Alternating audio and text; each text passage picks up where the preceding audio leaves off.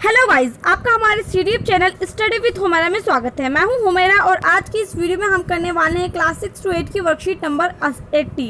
ये वर्कशीट आपकी 80 वर्कशीट है और ये वर्कशीट आपकी शिक्षा निदेशालय राष्ट्रीय राजधानी क्षेत्र GNCT दिल्ली के द्वारा प्रकाशित की गई है। ये वर्कशीट आपके 6 अक्टूबर 2020 की वर्कशीट है। सबसे पहले यहाँ पर आपका नाम आएगा, यहाँ पर आपके शिक्षक का नाम आएगा, यानी आपके क्लास टीचर का नाम आएगा। तो चलिए वर्कशीट को जानने की कोशिश करते हैं कि वर्कशीट में आखिरकार है क्या। तो आपको यहाँ दिख रहा होगा प्रदूषण लिखा हुआ है, ठीक है। तो प्रदूषण क्या होता है ये आप सभी को पता होगा, क्योंकि प्रदूषण पहले भी बहुत बार हो चुका है, दिल्ली में भी हो चुका है और प्रदूषण जो है एक आम समस्या बन चुकी है आज। अब देखते हैं कि इसमें क्या दिया गया है। पर्यावरण में हानिकारक पदार्थों का मिल जाना प्रदूषण कहलाता है। यानी जो हमारा पर्यावरण है उसके अंदर हानिकारक पदार्थ जो किसी को हानि पहुंचाते हैं, ऐसे पदार्थ का मिल जाना जो है प्रदूषण कहलाता है, ठीक है। और ये जो है ये प्रदूषण जो है ये भूमि, जल तथा वायु को गंदा करता है। क्या करता है? भूमि यानी ज़मीन, जल यानी पानी, वायु यानी हवा, इन सब चीज़ों को गंदा करता है। कौन? प्रदूषण। कौन करता है? प्रदूषण गंदा करता है और उन्हें उपयोग के लिए असुरक्षित या अनुपयोग बनाता है। यानी हम उनको उपयोग नहीं कर पाते और वो उपयोग करने के लिए असुरक्षित होते हैं और वो उपयुक्त नहीं होते, ठीक है। प्रदूषण हमारे स्वास्थ्य और पर्यावरण पर बुरा प्रभाव डालता है।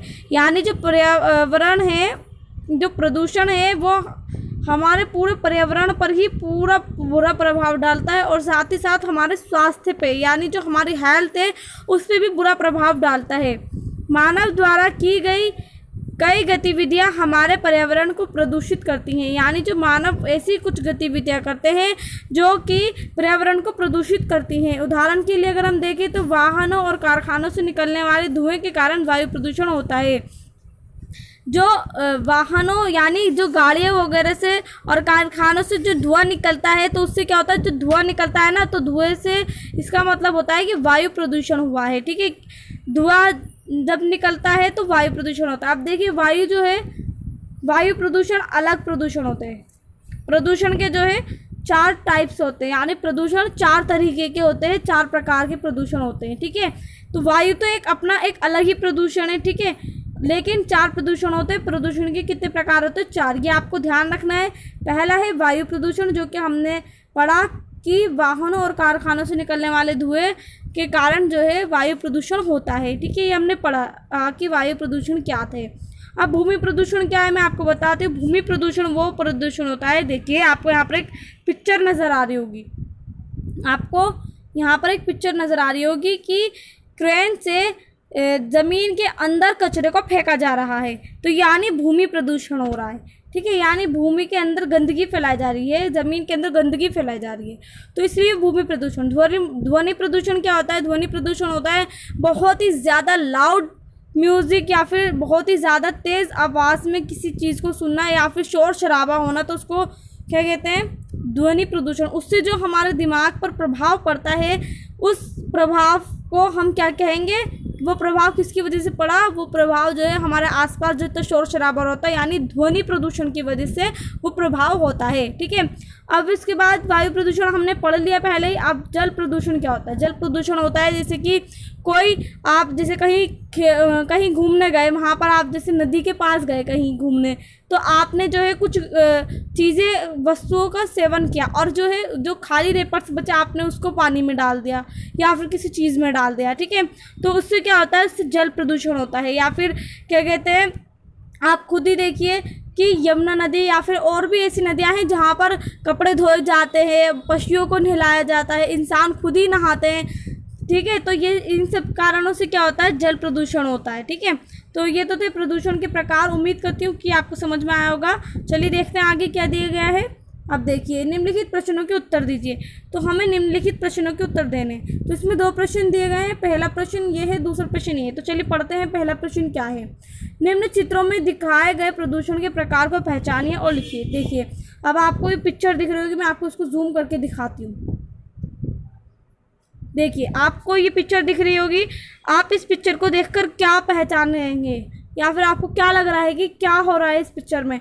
आप देखेंगे कि इस पिक्चर में जो है गाड़ियाँ और जो फैक्ट्रियाँ हैं उनमें से धुआं निकल रहा है। क्या हो रहा है, उनमें से धुआं निकल रहा है और धुएं के कारण क्या होता है, ये जो सारा जो धुआं है ये आसमान में जा रहा है, आसमान में जा रहा है यानी वायु के अंदर जा रहा है। तो इसलिए इसके अंदर कौन सा प्रदूषण होगा, इसके अंदर वायु प्रदूषण होगा। कौन सा, वायु। आप इसको ऐसे ये लिख लेना, वायु प्रदूषण, ठीक है।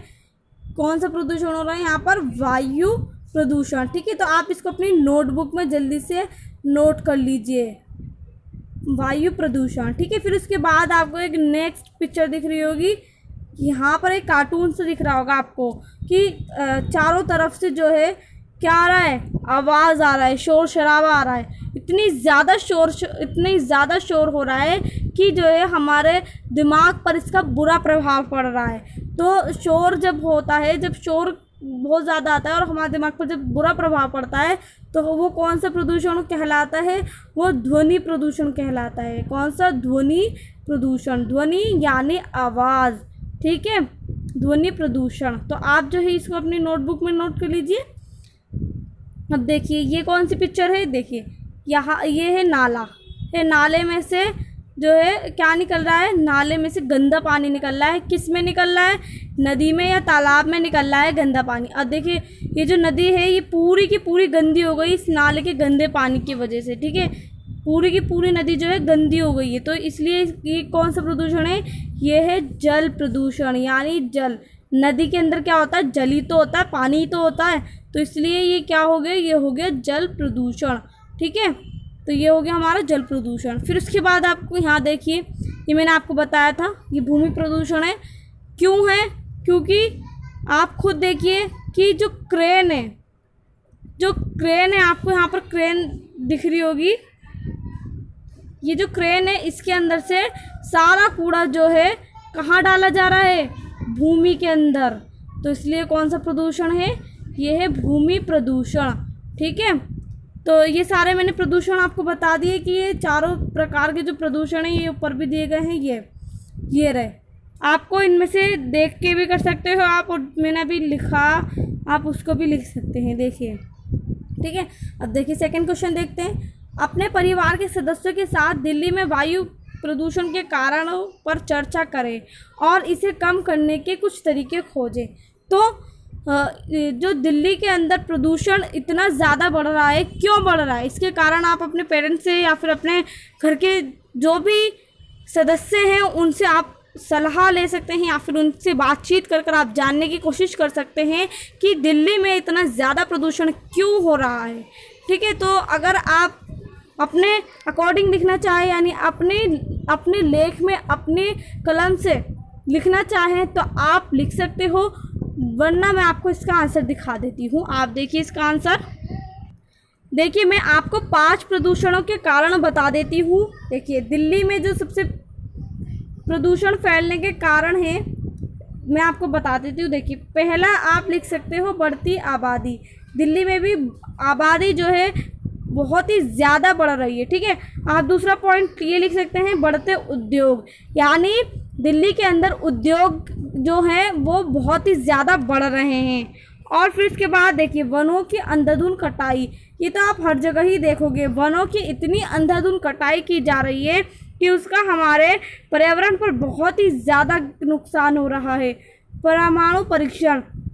परमाणु परीक्षण भी किया जाता है और संचार के साधनों का यूज़ करने की वजह से, उनका उपयोग करने की वजह से का प्रदूषण बढ़ता जा रहा है, ठीक है। हम प्रदूषण से बचने के लिए कारण, जो प्रदूषण के कारण थे, हम प्रदूषण के कारणों को छोड़कर हम प्रदूषण से बचने के उपाय देख लेते हैं। अब देखिए हम प्रदूषण को कैसे कम कर सकते हैं, हम प्रदूषण से कैसे बच सकते हैं। तो देखिए सबसे पहला पॉइंट है कि वनों की हो रही अंधाधुंध अनियंत्रित कटाई को रोका जाना चाहिए। इस कार्य में सरकार के साथ साथ स्वयंसेवी संस्थाएं व प्रत्येक मानव को चाहिए कि वनों को नष्ट होने से रोके व वृक्षारोपण कार्यक्रम में भाग ले। वृक्षारोपण कार्यक्रम कौन सा होता है, जिसमें पौधे लगाए जाते हैं बहुत सारे, ठीक है। अब देखिए फिर उसके बाद सेकंड पॉइंट कौन सा है, ये सेकंड पॉइंट में मैंने बताया है इसमें कि शहरीकरण की प्रक्रिया है उसको रोकने के लिए गाँवों व कस्बों में ही रोजगार व कुटीर उद्योग व अन्य सुविधाओं को उपलब्ध कराना चाहिए।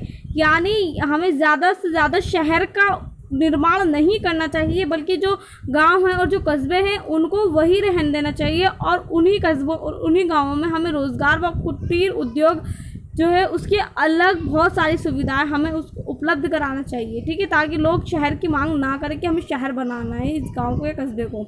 अब देखिए तीसरा पॉइंट है कि कारखानों को शहरी क्षेत्र से दूर स्थापित करना चाहिए। यानी जो कारखाने हैं उनको शहरी क्षेत्र से दूर स्थापित करना चाहिए ताकि प्रदूषण ना फैले, और साथ ही ऐसी तकनीक उपयोग में लाने के लिए बाध्य करना चाहिए जिससे कि धुएं का अधिकतर भाग अवशोषित हो जाए।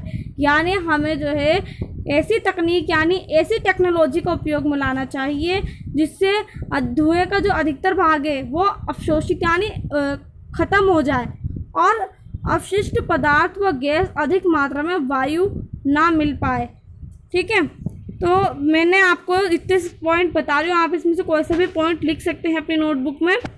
देखिए फोर्थ है जनसंचार शिक्षा की उचित व्यवस्था की जाए ताकि जनसंचार वृद्धि को बढ़ने से रोका जाए। जनसंचार शिक्षा की उचित व्यवस्था की जाए ताकि जनसंचार वृद्धि को बढ़ने से रोका जाए। मैंने आपको 2 बार रिपीट करके बताया है, ठीक है।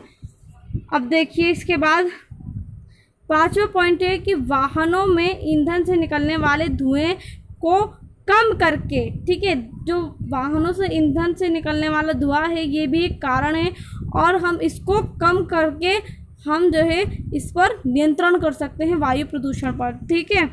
तो ये तो थे 5 पॉइंट्स।